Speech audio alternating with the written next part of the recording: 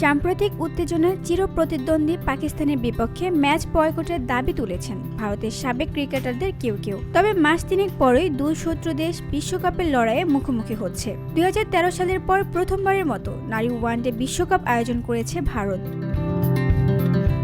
2025 সালের এই আসরেও 2022 সালের মতো একই ফরম্যাট অনুসরণ করা হবে, যেখানে 8টি দল একে অপরের বিপক্ষে রাউন্ড রবিন ভিত্তিতে খেলবে আর শীর্ষ 4 দল উঠবে সেমিফাইনালে। আসন্ন বিশ্বকাপের মূল আয়োজক ভারতের সঙ্গে থাকছে শ্রীলঙ্কাও।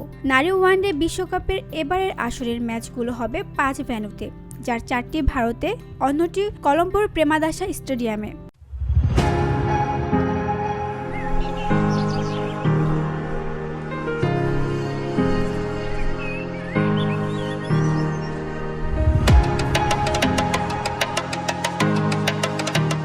টুর্নামেন্টটি 30 সেপ্টেম্বর থেকে 2 নভেম্বর পর্যন্ত চলবে। এতে 8টি দল অংশ নেবে। টুর্নামেন্টে 28টি লিগ ম্যাচ এবং 3টি নকআউট ম্যাচ থাকবে, যেগুলো বেঙ্গালুরু, ইন্দোর, গুয়াহাটি, বিশাখাপত্তনম ও কলম্বোতে অনুষ্ঠিত হবে। প্রথম সেমিফাইনাল অনুষ্ঠিত হবে 29 অক্টোবর। গুয়াহাটি নাকি কলম্বোতে হবে, এটি নির্ভর করবে পাকিস্তানের সেমিফাইনালে ওঠার উপর। দ্বিতীয় সেমিফাইনাল হবে বেঙ্গালুরুতে 30 অক্টোবর। ফাইনাল অনুষ্ঠিত হবে 2 নভেম্বর। ভেন্যু নির্ধারিত হয়েছে বেঙ্গালুরু বা কলম্বোর মধ্যে যে কোনো একটি। VOD Bangla news desk.